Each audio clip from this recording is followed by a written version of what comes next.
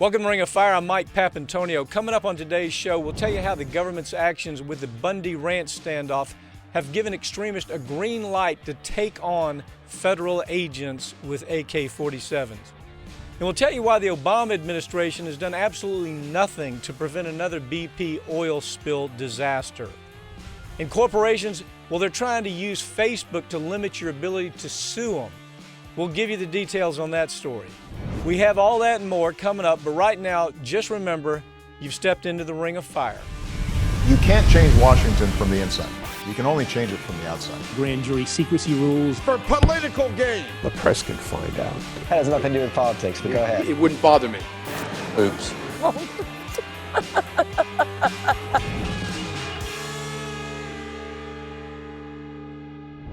The government's reaction to the Bundy Ranch standoff is one that we really have to consider. Did they do the right thing by allowing 1,000 lunatics with AK-47s to back them down? There was nothing noble about these lunatics. There was nothing patriotic. They simply were a group of 1,000 people completely out of control. I have David Neiwert with me to talk about it. David, sovereign citizens, remnants of the KKK, just about every kind of oddball that could have gathered up in that 1,000 people that were out there in Nevada to stand down the federal government. I bet there were more outstanding warrants in that crowd than we could find in most places in this country. But that is what the federal government is confronted with, is these band of crazies that want to just absolutely not have any organization to the federal government. Isn't that kind of what this is about? Oh, yeah. That's one of the striking things about, to me, all the coverage of this is that I don't think the mainstream media has really picked up on to explain to the public just how radical these guys really are. That this is a revival of the militia patriot movement that we saw in the 1990s that, yes, blew up the federal building in Oklahoma City. These folks believe there should be no government. They believe the federal government has no right to control them. This is why you hear Cliven Bundy always saying, well, yeah, I'll pay my taxes to Nevada, but I don't recognize the federal government, even though the federal government, in fact, owns Nevada. Yeah. Okay. Let me look. Here's what it's almost laughable, except it's so dangerous. I mean, if you went out there with a camera and a microphone, you would see more crazy talk, more moonbat kind of flying monkey talk within the first 5 interviews, and you'd say, well, no. These people are just so crazy, they're never going to be relevant. But unfortunately, corporate media makes them relevant. Corporate media makes it look like these are just, average citizens. They're not average citizens. These people came in from Idaho, California, Montana, Canada, all over the country trying to pick a fight with the federal government.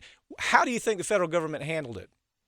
Well, I think that the federal government made some mistakes early on. I think that the show of force arrived a little too soon. We learned a lot of lessons about dealing with these folks back in the 1990s, and I'm not sure the government remembers all those lessons that it learned, particularly when and how to negotiate with them, and when and how to recognize that the situation is getting out of hand. But at least they did back off, and there was no loss of life, and I'm glad for that. But at the same time, I think that there needed to be. I think they capitulated a little bit too much. Two things about what you said. First of all, there is no rational negotiation with these people. That's the first thing. They've been trying to negotiate with Bundy for 20 years. There's been 3 court orders. They've sat down with him. They've said, look, Mr. Bundy, can't you just pay $1.35 a head? That's when other farmers or other cattlemen are paying $5 to $6 a head per month per cattle to graze on private land. This guy is getting corporate welfare. He owes taxpayers $1 million, probably more. He has $1.5 million worth of cattle out there that will pay off that debt. He's a freeloader. He's a welfare cowboy, and the federal government simply can't just let it go. I mean, we both agree you can't just let it go. If anything, bankrupt this guy, put him in the poorhouse. That's at least something they can do. Yeah, and there just were other ways that they could have gone about it that could have done it. And I think that they should have recognized that once these folks started bringing the guns, that's what you need to negotiate, right? You don't need to. Obviously, there's no negotiating his leases or anything like that because the guy doesn't even recognize the federal government as a legitimate leasing entity. So, David, one thing that you talked about it in your article, the corporate media didn't even pick up on the idea that you had this lunatic ex-sheriff, Richard Mack was his name, and he said, look, one way we can get America ginned up about this is we can put women up in front of the line and hope that the federales will kill one of the women, and if they kill a woman, then we can kill a federale, and it's all going to be justified. That's what that was all about. That's how crazy these people are, isn't it? Yeah, they were. I've got him on a video talking about how they wanted to put the women and children in the front so that when the TV cameras came on, that's what America would be seeing was these rogue federal agents killing women and children. Well, the rogue federal agents do better than that. So, and honestly, that's just how low these people get. And it was such a bizarre thing because, I've hung around with these people quite a bit. And let me tell you, the testosterone flows pretty freely.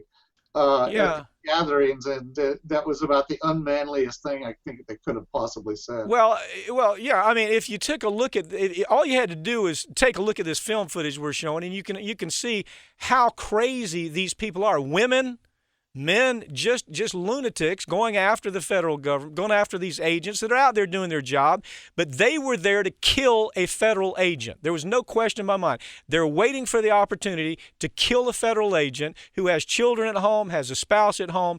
They just wanted to kill somebody and start this big revolution. In their mind, David, isn't part of the problem. They see this big federal apocalypse right around the corner where at last there's going to be the big war with the federal government and these nut jobs, the survivalists that live in Montana and Nevada and all over the West there, they're at last going to be able to say, you see, we were right. They start the war and then they say, you see, we were right. Isn't that part of this story? Yeah, they've been fantasizing about this stuff for a long time. They have their own little literary subgenre of what I call patriot porn, about books that filled with tales of rugged survivalists who managed to survive the meltdown of the economy, and their rugged band of militia patriots lives it out and resurrects America through constitutional principles, as they call it. And their idea, mind you, of constitution is the one that doesn't allow for black slavery, that allows for black slavery and doesn't have a 14th Amendment, a lot of stuff. No regulations of anything is what they want. Anarchy. Yeah, they basically want to have the world. Well, they kind of want to have the world the way it was in about 1890. Yeah. Okay, isn't one way to give these people a chance? It's almost comical. They've got their 9mm strapped on the side. They got their AK-47. Most of them have not even participated in military service. So if they want to shoot their guns, why don't we just, one way to let them go to Afghanistan, but don't let them shoot our federal agents. That's what corporate media, it's almost the corporate media is brain dead about how dangerous this group is. Look, have you seen any stories? I've seen one story that talks about the fact that even the Nevada Cattlemen's Association say, we don't want anything to do with this guy. He's so crazy, we don't want anything to do with him. But what you have the right-wing media trying to do is gin this up, not just in Nevada, but in Utah and all the cattle states, to where they say, we want control of federal land again. We want states to control federal land. And this is just one of those incidents that they can say, you see, this is why we need to control federal land. Isn't that part of it? Absolutely. Not only that, that's exactly what this is about. There's, in fact, a group of lawmakers meeting in Utah this week to discuss that very issue. And it's all these conservative, very far-right Republicans who are actually very much in bed. It's the Tea Party faction. And let's be frank, the Tea Party has been a huge conduit for a revival of this Patriot militia movement, all under guise in the last 4 years, all under guise of the Tea Party. We've seen a huge revival of these Patriot people.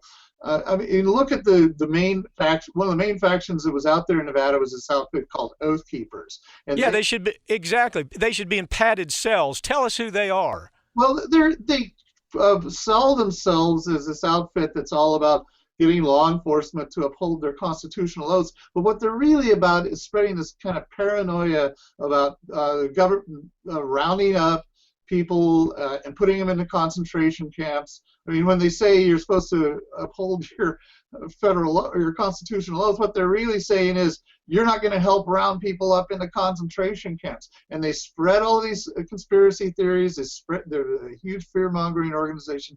They're really a classic patriot organization that's fearful and paranoid about the supposed New World Order and all of the evil that it's going to bring.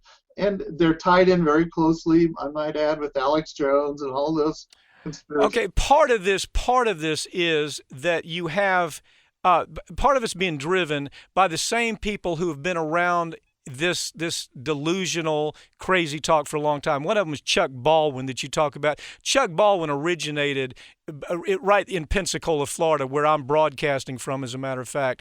And so Chuck Baldwin has always had this sense of waiting for the big apocalypse.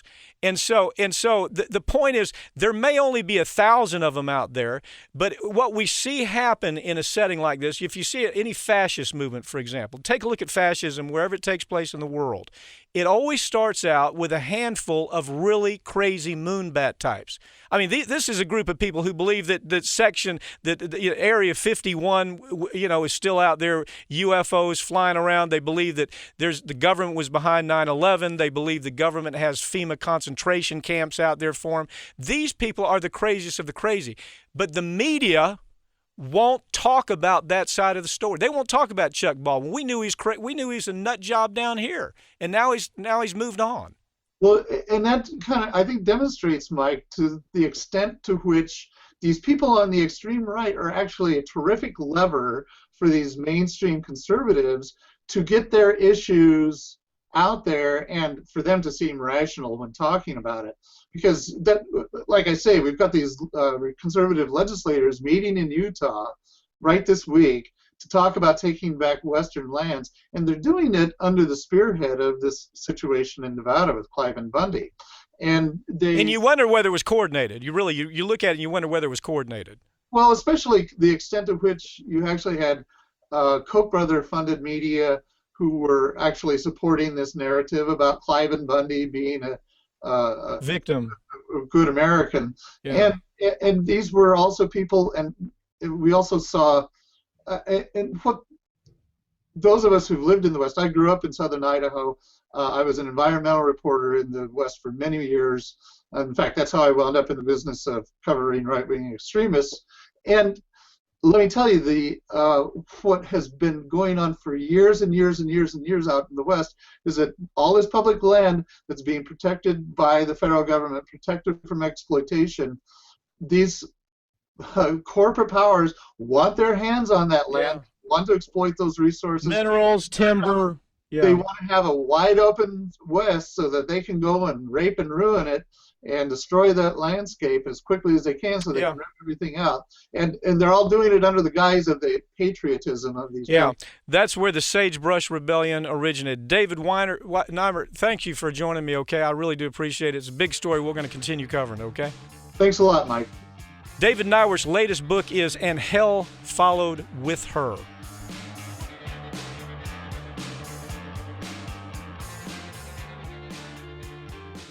Corporate America is using every dirty trick in the book to prevent you from being able to hold them accountable in court when their products kill and cripple. Now they're saying that if you like them on Facebook, you aren't allowed to sue them.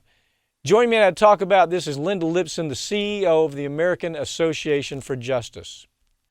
Linda, this developing story is really, it's not just developing, it's a story that's been out there that for God knows why, corporate media has not told this story. It's a terrifying story. General Mills. Now, even though General Mills starts out saying, if we send you a coupon and you go online and you buy our coupon, then you are agreeing to arbitrate whatever happens to you in your life with General Mills. If we sell you something, it kills your child. If there's glass in the product, if it's poisoned, you have to arbitrate. How in the hell did corporate media miss this story?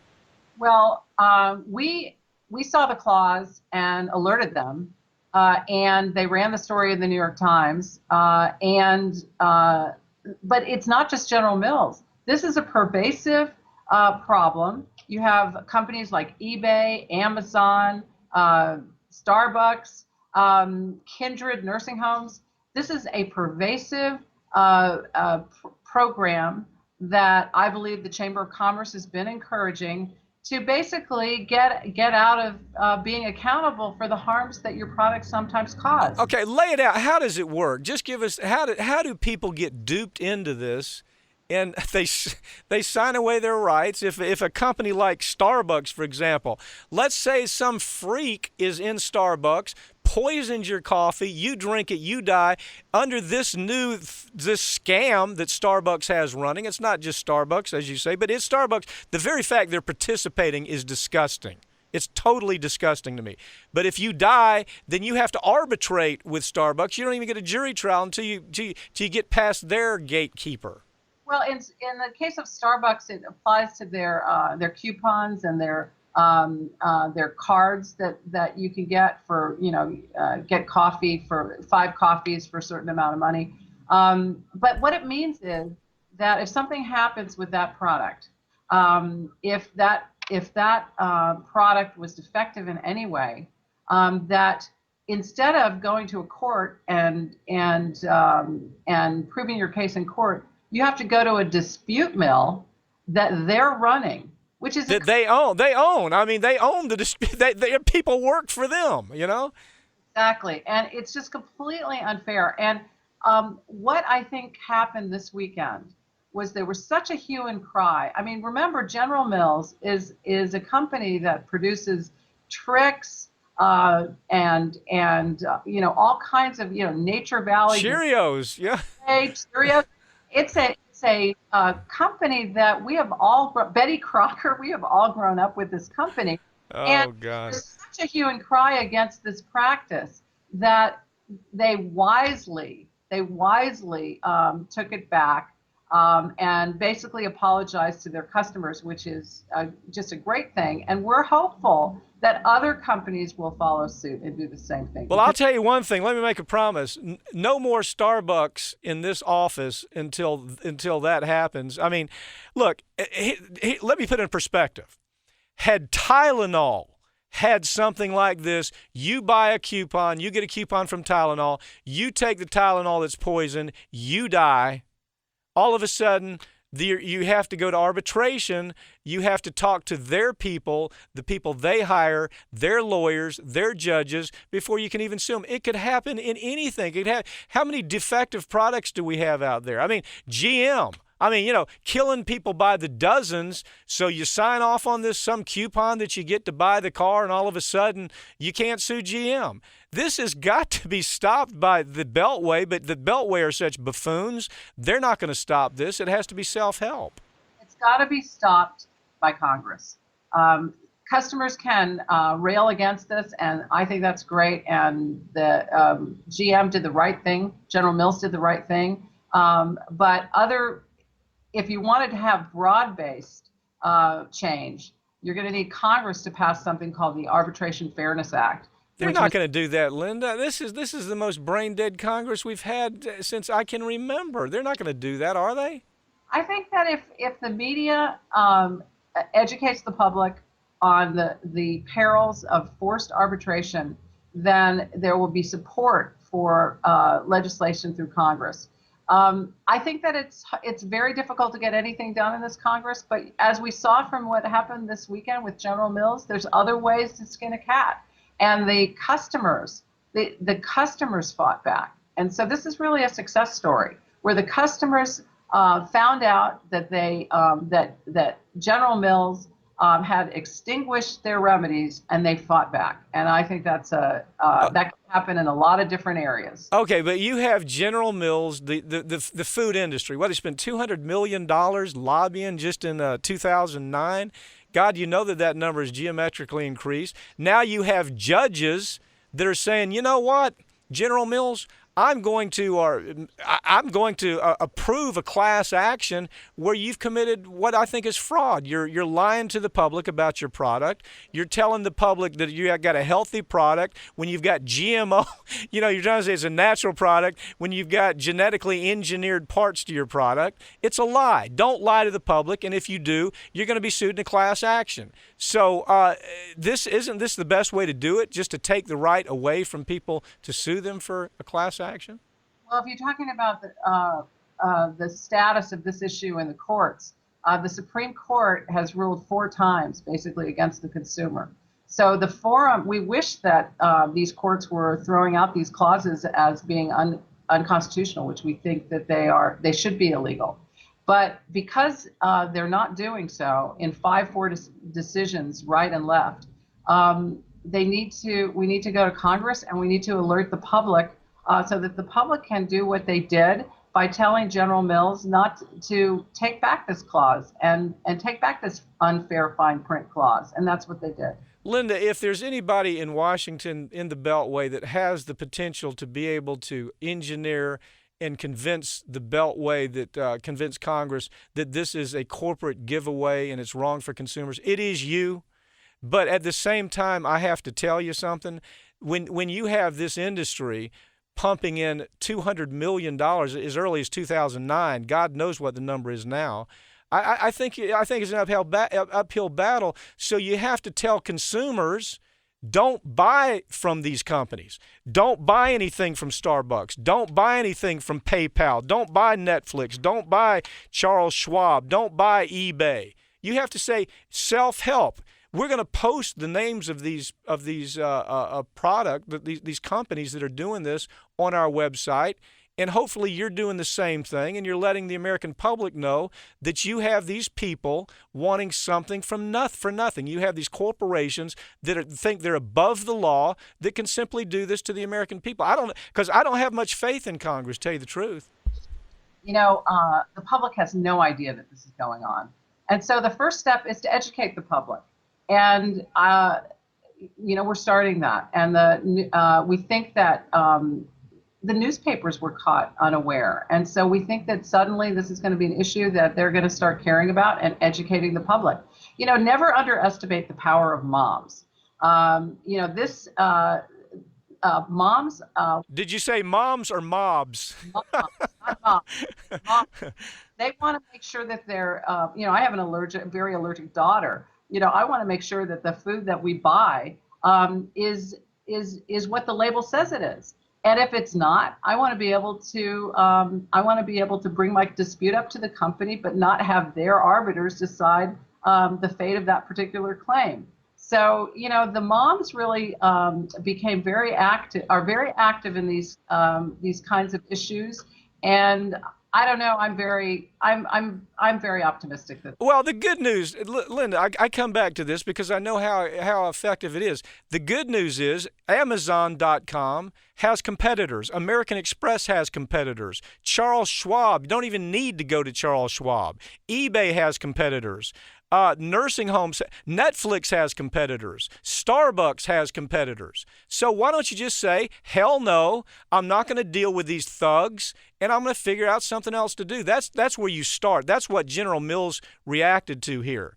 Because as you say, moms can be fierce when you make moms too mad. So people need to know who not to do business with. And I think that's the beginning of all this. And again, I tell you this every time, Linda, without you inside that beltway talking about these issues, making corporate media pay attention to them, I don't know that anybody would know. Look, I practiced law for 30-some years. I didn't know this was going on, So imagine the average person that's not tied in to legal news every day. But at any rate, Linda, thanks for being out there for American consumers.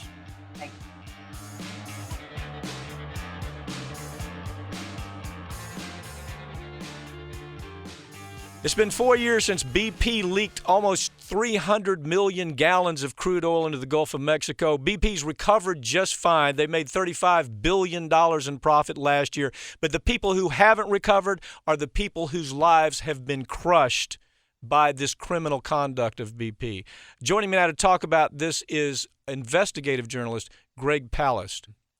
So, Greg, the federal government says to the people who work for the federal government, this administration says to his team, do a report, tell me what I'm supposed to do, and to fix the disaster of BP so it doesn't happen in the future. President looks at it and does what he usually does, talks big, and then does nothing at all at this point to change anything. Did I get that right, or is that an overstatement? Yeah, I think it's definitely not an overstatement. Look, there's only one thing oil companies that smear our coastlines understand: when it hits them in the pocketbook. And the current administration has decided to give BP a new tract right almost adjacent to where the Deepwater Horizon went down. I don't think that that's going to impress BP on the need to do something to make sure that if that a spill doesn't happen, and if it does, that they're ready to respond. Well, you know, what I think is so interesting, Greg, is Elizabeth Birnbaum, who worked for the Mineral and Management Service. I mean, she was one of the directors for the Mineral Management Service. She came up with proposals, as did an entire committee who looked at this tragedy, looked at the fact that this is a company who spilled almost 300 million gallons of crude oil into the Gulf, killed 11 people, right after they killed 15 people in the Texas refinery that you covered. And so all of a sudden, Birnbaum says, you know, we've told the president, we've told this administration exactly what to do, and you know what? They have done nothing. Matter of fact, she's been very critical. Her words are, she would never imagined that so little action would be taken from this administration after what happened and after what the committee that reviewed all this told this administration they should do. Is that any surprise to you? No, because remember who owns BP. The number one overwhelming stockholder is J.P. Morgan. And as you know, Jamie Dimon's chairman of J.P. Morgan Chase is the president's favorite banker. You can't bail out J.P. Morgan, then sink their oil company and cut the reserves of the bank. You have to make a choice. That's one of the problems, is that while the last administration under Bush Cheney was a kind of oilarchy, an oil government, this is a banker's government. Okay, so in other words, the connection's the same. George Bush was just there right at the front line of the oil company. This president, this administration is there for Wall Street if they're connected to the oil companies. Yeah, and you also have to ask, why are they accepting BP promises again? If you read my books or watch my films, you know that I investigated the Exxon Valdez breakup and found that it was British Petroleum, which was the major culprit, because the ship Exxon Valdez 25 years ago hit exactly where British Petroleum said they were going to have emergency vessels and equipment and everything ready to go, full-time crew, just in case a ship went aground in the Prince William Sound. It was as if there was a fire in front of a fire station. However, BP's emergency oil response fire station wasn't there. It was like Pirates of the Caribbean, a ghost ship, ghost cruise, didn't exist. Then they did it again in the Gulf. They promised all this equipment. When you look at those pictures of the Deepwater Horizon before it goes down, you will not see the skirts of rubber. You will not see the skimmer ships doing whatever they can to surround this mess and contain it. The Navy had 400 miles of rubber boom ready to go, but our president believed BP that it was a small leak, that they could contain it quickly. By time there was an emergency declared, that oil slick in the Gulf was as big as Cuba. Okay, well, let me back up here just a second. Now we know this. We know we have mutations of the sea life. We have dolphins that are dying because of cardiac failure directly related to this. Every scientist looks at it, says absolutely it's related. You have shrimp that have 4 heads in some instances. No joke. Mutations where the mutations are so bad that the shrimp is unusable. You have an entire ecosystem from the bottom up that is falling apart, and this administration says, oh yeah, BP, why don't you go out and start drilling again? Yes, BP, we want to give you more land to drill on out there in the Gulf. And at the same time, as you've reported so many times, this administration has done nothing to correct what the very people that they were asked for consult on, they've done nothing to follow that advice, have they? That's correct. And one of the problems, by the way, is you'll notice that 2 weeks ago, the administration gave BP this new tract to drill. And 1 week before that, they declared that it's all cleaned up, that all the oil is now cleaned up. It was very convenient because obviously they couldn't give them new tracts if the oil was still there. But they suddenly simply declared it away, as if Mother Nature is a toilet that you can poop into and just flush the bad stuff away. Unfortunately, Mother Nature isn't that kind to us. If you go out to the shoals off of Gulfport, where I've been recently, dig down about 10, 12 inches, and you'll hit hydrocarbon. You can smell it too, believe me. And when the storms hit, the sheens keep coming back out. According to the biologist from the University of Alaska that I took with me to the Gulf Coast, he says the stuff is going to be there an easy 40 years. It's still getting into the water column. Well, Greg, what we're seeing here, they're picking up. Farron Cousins and our producers here followed stories where they're picking up oil mats that are 1,500 pounds of oil. Now, that not just once, not just twice, 3 times along the Gulf Coast, just in the recent month and a half. Now, while that's happening, BP is carrying on a campaign where they're vilifying the very people who have been harmed by that. You understand, I don't know if you know this or not, five of the major fishing organizations that have been here for generations are out of business.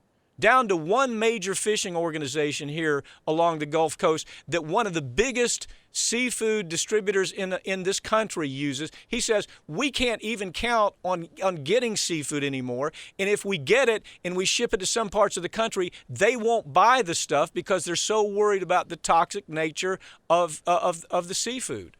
Well, so you're seeing this firsthand. I don't think anybody's covered this as much as you, Greg, and I just want to make sure that I'm not overreacting to how deplorable this administration has been in handling this problem and how disgusting and criminal. No question. This is a criminal enterprise that BP runs, but unfortunately, there's only been one criminal conviction so far, right? Well, they did indict David Rainey, who was head of exploration for BP Gulf, for obstruction of Congress. And you'll see that in my new film, Vultures and Vote Rustlers. But what they didn't include in the indictment is the fact that the company lied about the fact that they'd had a blowout only 17 months before the Deepwater Horizon on another Transocean offshore rig, except it was in the Caspian Sea. So through bribery, beatings, and muscle, they were able to keep that completely covered up. And the problem with that, by the way, the real problem with that, Mike, is that if our Department of Interior and even our second-rate regulators knew that there'd been a blowout whose immediate cause was the failure of a cheap quick-dry cement process, presumably we wouldn't have had that cheap quick-dry cement process used at a deep water drill site, and those 11 guys would be alive today. So they covered up the prior blowout. David Rainey went before Congress and swore that in 50 years they didn't have trouble with this type of drilling. And yet he knew that 1 year before, just 1 year before, his company knew that there was a major blowout. Look, anybody knows the facts knows, honest to God, this is a criminal enterprise. These are criminals that simply happen to wear white collars and nice silk suits who they have not thrown in prison. Now, the person who allowed that to happen goes all the way to the top again. It's Obama. It's Eric Holder. They could have put these guys in prison. At least a handful that I could think of right off the top of my mind that actually involved themselves in deregulating and taking control of the mineral management services. All types of conspiracies going on here. Nobody in prison except one guy who happened to be an engineer. Just a throwaway. Right. They threw some poor sucker under the bus when the big fish swim away. But do remember, in the case of BP, which is was British Petroleum, and I covered them from the Caspian Sea to Africa to the Arctic to the Amazon. I know you have followed them around the world. And gotta say that one thing that every executive has told me, a BP executive is also, in most cases, an MI6 officer. You're talking about, remember that this was a government agency, which was also an extension of the British military and military intelligence. MI6, the old, James Bond spy agency. In fact, in my film, I have a couple of them on camera. One, a guy named Les Abrahams, who was a BP vice president. He was also an MI6 operative. And he said that he personally, on camera, he said, I paid bribes to the local regulators all through the nations of the Caspian Sea, $3 and $4 million. This is, people listening to this, they almost want to put a tinfoil hat on, think this is some kind of weird conspiracy story. That you've been reporting for the BBC on and off for how long? How many years? 15 years. 15 years. And these are stories that you've reported to the BBC. We can't get these kinds of stories reported in the United States because you have mainstream media, that is really no longer mainstream, thank goodness, because you have social media replacing it. But you have corporate media, let's call it corporate media, that won't run stories that you can find in The Guardian, won't run stories you can find on BBC, won't run your stories because they're getting such big advertising dollars from BP. For example, Washington Post. Give us the story Washington Post, how BP hustled the Washington Post by paying them money for advertising. Yeah, and by the way, there's a new gimmick in the money for advertising. I do know that, for example, the government of Kazakhstan has just paid the New York Times $4 million for a so-called supplement, which basically looks like it's really part of the newspaper, but it isn't. It's paid reporting saying how wonderful the oil dictatorship of Kazakhstan is. There's tremendous amount of money poisoning. When they're making $40 billion a year. That's what the average oil companies make, $40 billion in net profit a year. BP in the last several years has consistently made around $35 billion while all this has been going on, right?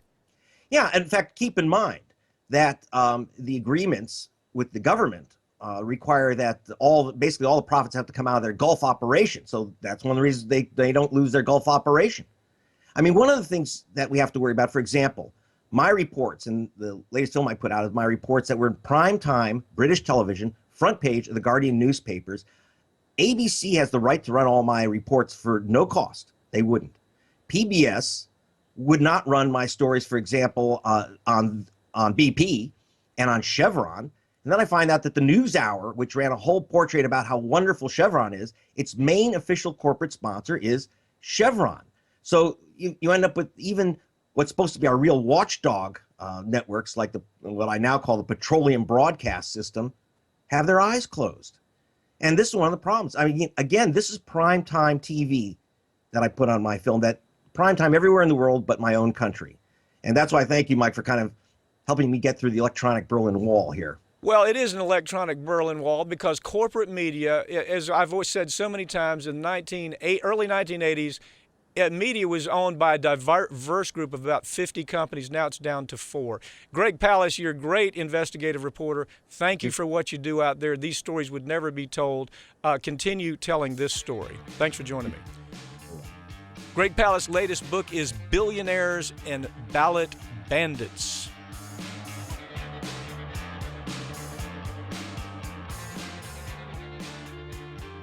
During his 2008 campaign, Americans were positive that Barack Obama was going to lead this country in a new direction, one that was completely different from the 8 dark years before him. But 6 years into this presidency, very little has changed, and those campaign promises from 2008 are just really a distant memory. Join me now to explain what happened is David Bromwich, author of the new book, Moral Imagination. So, David, who is this guy? Don't you, it's kind of one of those questions you wake up and you say, there's a stranger in the room. Who is this? I mean, that's the kind of reaction I get constantly on this show. Yeah. You mean about Barack Obama? Yeah, of course.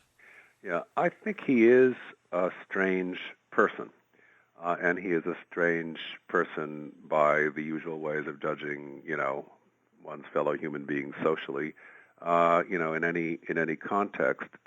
Not the strangest to have become president. I think Nixon's still farther out than that. But I don't think he's a stranger. I think that the basic facts about his biography, as we know them, are pretty plain. And I think the fundamentals of his ideology are clear too, and are pretty much as he presented them in the general election campaign, not in the primaries where he was looking to move to the left of Hillary Clinton, but in the general election, they've stayed pretty much what they were then. But he is not someone who has a talent for politics or who ever had much interest in politics as we understand it, which involves a couple of abilities and competences that are very remote from Obama's character. One is fighting, contest as such, realizing that you have real enemies and that you've got to outflank them in some way. And the other is bargaining. First person getting into the thick of it, bargaining with Congress, bargaining with opponents, bargaining with people who ought to be your friends. He just doesn't have. Well, David, let me tell you, somebody who's been through law school and had my share of constitutional law professors and professors of every kind, I do understand that persona. Right. And I saw the persona. But I have to tell you, even as I was watching Obama in the primaries, I said, well, he's a little different. Whatever the narrative is a little different from what I'm seeing, what I had been so used to seeing in law school. And, of course, I've practiced law for 30 years, so it's not that I'm unaware of some of the trades you're talking about. But I think the thing that people now are realizing, I think more and more, is that when you drill down and you follow the money on this candidate, when you follow the money on this person and the candidate in the primaries, you start understanding, well, he kind of did come out of nowhere. All of a sudden we start seeing Robert Rubin money behind him. We start seeing Penny Pritzker money behind him. We start seeing Wall Street money behind him. He's this perfect candidate that it seems very easy to kind of gain control of. And I can't help but think there's some element of that. Yeah, I think you're right that his attraction over time, but, getting pretty heavy in 2007 when we didn't hear about it, and in 2008 when he picked his economic team from out of the Goldman Sachs hit parade. I mean, I think at that time, those associations and putting those people in positions of power hemmed him in. And, I mean, let's not place him as the victim in this. They committed him to support for a lot of the existing structures that weren't part of his campaign. At the same time, I think that this man, partly because of the peculiar charmed life he had, actually believed that you could have it both ways, that he could have the Wall Street people in there tight and at the same time persuade them to do something more rigorous, say, than the Dodd-Frank reform, and that he could do it by force of personality and rallying the popular forces behind him even while he had Wall Street in his corner. I think the having it both ways is part of what his life has been, and he thought of it that way. But in other words, he's gotten by with that formula. That is, that it's a contradiction. Yep. In many ways, but that formula is I'm a little bit of this and I'm a little bit of that in the way that I view the world and the way that I interact. Look how often he uses the phrase all of the above. We ordinary citizens of life know that you can't have all the above. X doesn't go with not X. Yeah. But in his world, Penny Pritzker goes with, the most noble-minded black school teacher, agitator in favor of public education in Chicago. And, but no, it doesn't work like that. David, if you really think about it, and I've, of course, having done media, television, radio on this issue for years. I mean, I was the guy on Fox News that was the liberal having to beat back three crazy people about Obama. And I think the thing that I think we were all kind of overtaken with was his ability to speak. I mean, to eloquently give a great vision of where America should be. His ability to give us this picture that we could visualize was a John F. Kennedy kind of message that he knew how to deliver. Yeah, and then you'd look behind it. Within 40 days, it was meaningless. Yeah, it's in his face, which is an unusually, I don't know how to put it. No, it's a kind face. It's a kind face. Kind, and it seems attentive and to take things in. Again, a contrast with Bush, who had that sort of closed, defensive, whatever you want to call it.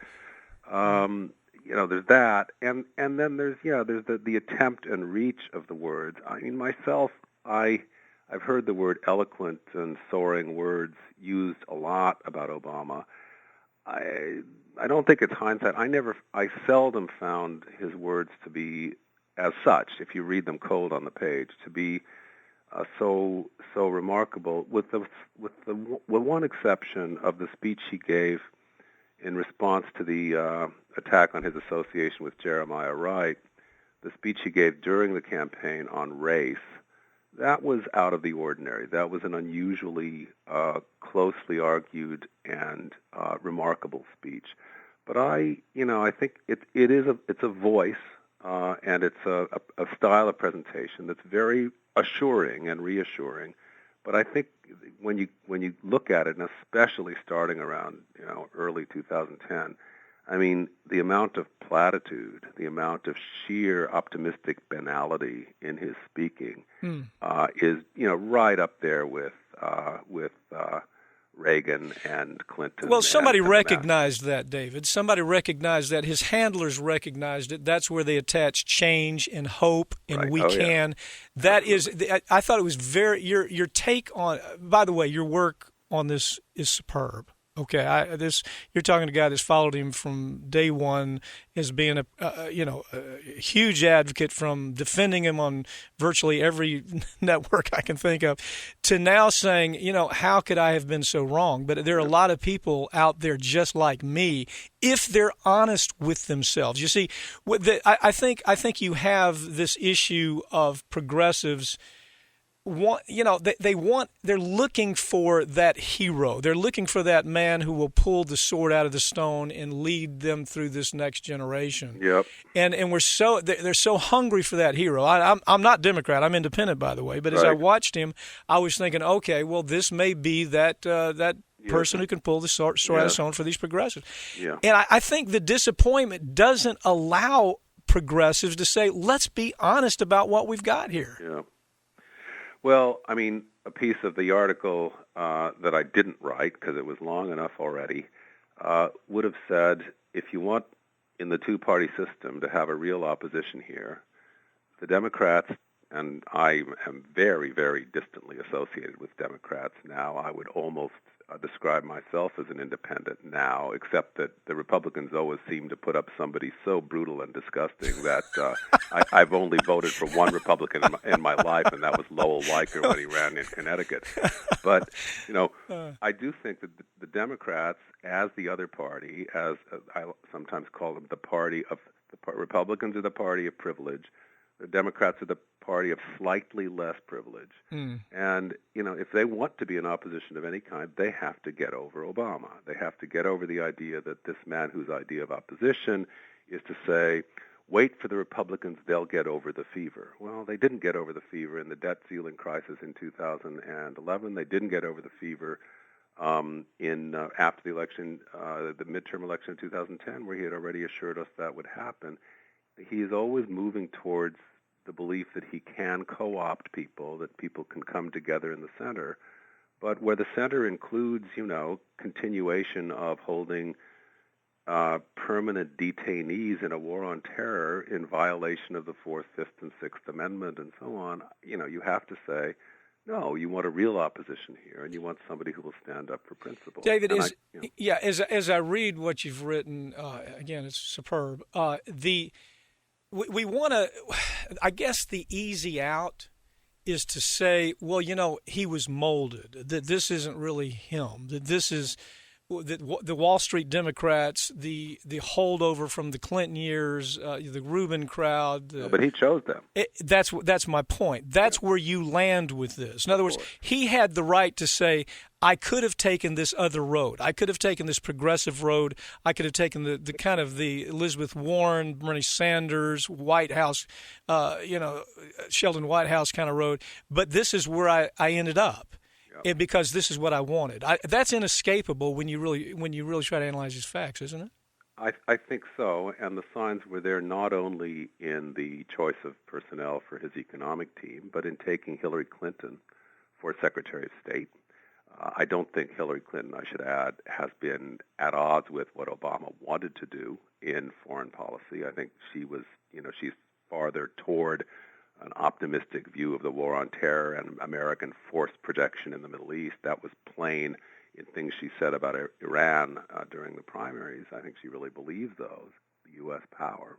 And it's plain in the way she and her group at the State Department pushed him to intervene with NATO and bomb Libya and overthrow a third government in the Middle East. I think what she is plain, and the fact that she didn't very much depart from his foreign policy is plain. But the choice of Hillary Clinton was so strange, given if you go back to the contest of the primaries and given the fact that Obama had mainly defined himself against her on foreign policy. Yes. Let me move to this. You've got so we have Hillary coming up. Now, this ties into Obama, I think, very cleanly. You've got the Democrats certainly at a point where they're at the fork in the road. They say, okay, do we go down this same path? Do we continue what Obama did, making the first Hillary, making the first Clinton years even stronger? Do we continue there? Do we opt for the Elizabeth Warren kind of idea that we've got to do more for this country, that we have to do bottom-up kind of building rather than top-down? Now, with Hillary, it's very clear what leadership wants, and it's the same leadership. Even though, I know you talk about this, everybody's clear on the Hillary camp and the Obama camp did not really get along all that well, but now they are getting along. So it's another projection of the early Clinton years, isn't it? I don't. Maybe you see this differently. I hope you do. To an amazing extent, I've come to think there is no Obama camp. It is a cult of personality, and the people who rallied around him, some of whom came over from Clinton, and some of whom are now ready to depart for Clinton again. I don't think he is a party player or a group actor at all, but his ideology and his practice in policy on financial regulation and so on, I agree, is not in reality much different from Hillary Clinton. You got in other areas, if you think of his Secretary of Education, Arne Duncan, and where the policy of race to the top goes, which is not very different from Margaret Spelling's policy under Bush. It's a testing regime, and it's favoring charter schools. I mean, that, too, is another aspect of the sort of foundation-driven, technocratic idea of how you solve problems with the help of corporations. That Obama, I think, actually believes in, and it comes from what you can only call, the elite presuppositions in his political thinking and his schooling, too. It occurred to me, thinking about what we know of the history, that Obama actually, and his family, by which I mean his daughters, they've never been to a public school after his first 9 years of life. He went to the Punahou Academy in Honolulu, Occidental College in California, Columbia University, and Harvard Law School. The daughters went to the laboratory school and then in Chicago and then to Sidwell Friends. There is no history of public education in the Obama family, and that goes very nicely with the elite ideas about how education can be introduced from above by technocratic experts. That's just one example, but I think that's his real thinking, and it correlates with his experience. If you were to pick out what are the very short list of where he said A and then did Z, where he tells us A, this is who I am, this is what I stand for, this is what I want to do for the country. Well, I would say the worst of it is on the broad matter of accountability. That is to say, he came out against the abuses of the war on terror from the Iowa primary, where his victory catapulted him onto the national stage, as the cliche goes. And, accountability, you must assume, for torture, rendition, also for breaking the law. That is to say, the warrantless surveillance that Michael Hayden, with Cheney's instructions, began, and so on. When Obama made his speech at the CIA assuring him that they would not be held accountable, that was an extraordinary decision. When he put on his website early on in his presidency that we're going to look forward and not backward, that was as much as to say to anybody who might have feared being held accountable, I won't be held accountable. And that, I think, from my point of view, which on this is constitutionalist and libertarian, that was to show real indifference towards the Constitution and the rule of law, and to replace it by expedience. So I think that's the greatest single departure from Dave, quickly on Wall Street, was there any? As soon as we saw Eric Holder, we knew what was up. Eric Holder, of course, coming from Covington Burling, Washington D.C., a white-collar criminal firm is and also from the Janet Reno Justice Department. Exactly. Okay, so tell me, when you saw that, we heard him say, "I got to do something about cleaning up Wall Street. They've got to be responsible," and then that's A, and then Z is what? Well, the Z is that there has been very little prosecution of Wall Street, delinquents.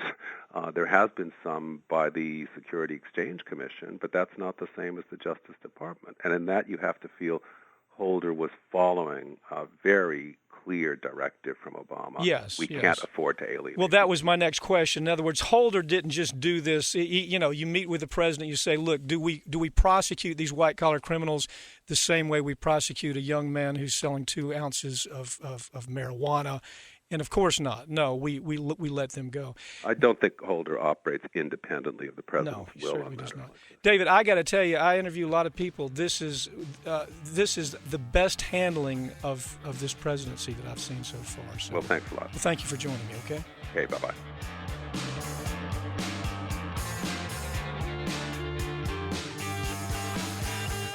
That's it for this week's Ring of Fire, but you can keep up with us throughout the week online at ringofireradio.com or on Twitter at Ring of Fire Radio and on Facebook. I'm Mike Papantonio. We'll see you next week right here on Ring of Fire.